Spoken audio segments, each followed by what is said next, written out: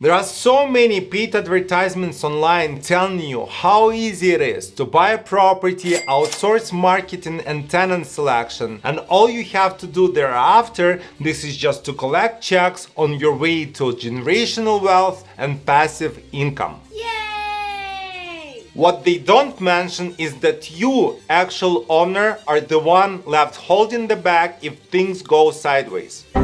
Letting someone else handle screenings and showings for you is fine, but can you really trust them? After all, you are the one who is going to be receiving court notices. Bruh. In this video, we are talking about what actually happens after showings and things to pay attention to when running background checks. This one is going to get dark. Hi, I am Felix, a landlord, not a lawyer, but I have seen enough legal invoices to know that I need to avoid them at all costs, pun intended. So let me show to you how I go about selecting rental tenants for the properties I manage. And just in case, for those special people who think YouTube video is a legal advice, this one is not.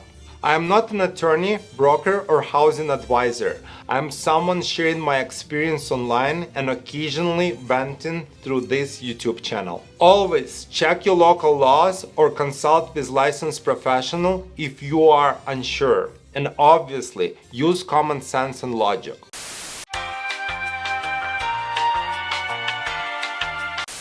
Now that we got legal disclaimers out of the way, let's talk how to run a tenant screening. First things first, you need to get a written permission. You must have a signed authorization form to pull credit or background report. No exceptions. His name is Fahak, but spelled with a PH, so it sounds like Fahak. We use third-party screening and background check companies, so usually we don't have this problem. So we just forward background application link to our applicants and they go through the process on their end. Basically, if some of our applicants is interested in moving and applying for the property, we send authorization link to them. They pay for background check and they deal with all the disclosures on their end. There are plenty of such companies online. Some of them are offered as part of property management tools. We've been using one particular service for years now, but if any of you companies want a shout out, let us know and we'll be more than glad to test your service as well.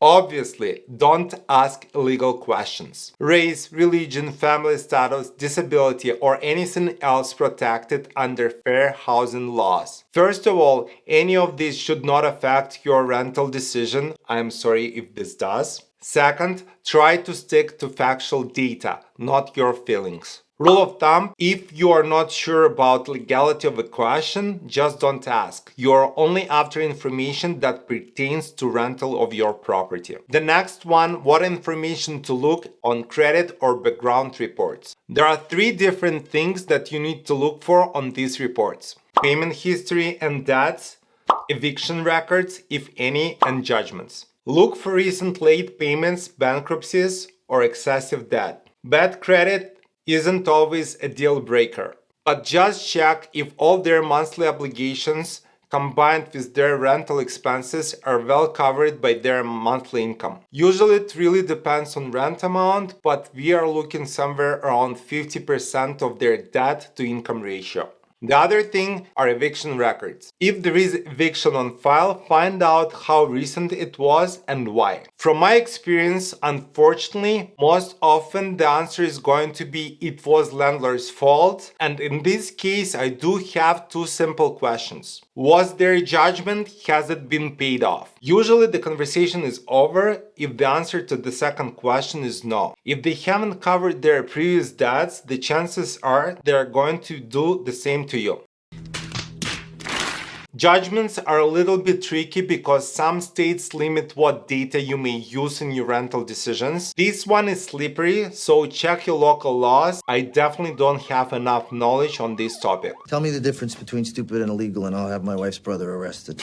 All in all, these are three main sources of information you are going to cross-reference to their initial application and other supporting documents they may provide throughout the process. There are also some untypical typical situations that you need to be aware of. Obviously, there are some people out there who won't fit the bill of standard background verification process. Knock it off, get back. Number 3, step forward.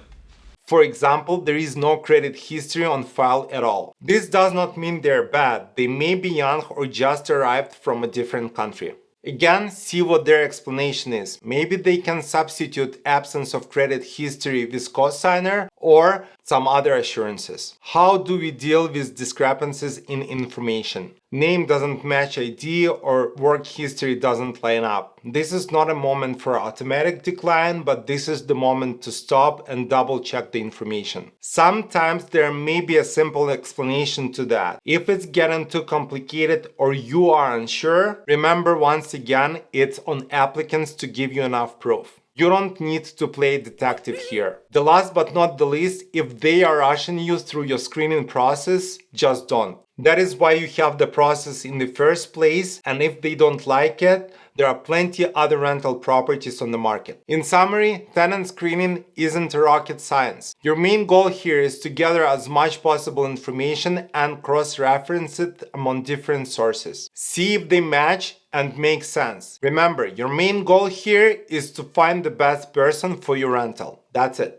Ask questions if something is unclear. The only thing though, remember to ask those questions in writing. Again, online rental property management platforms are quite handy at that. This helps you to avoid compiling data from a variety of sources. I hope this video helped. If it did, please subscribe and share it with your friends or business partners. Also, please do not forget to click that like button. If you have any additional tools or screening ideas, leave them in the comment below. I am always looking for tools that make my life easier. For now, thank you very much for watching this video up until this point. I'll see you in the next one. Bye-bye. For anyone wondering why it became so dark all of a sudden in the middle of the video, we have a huge thunderstorm outside. That is why.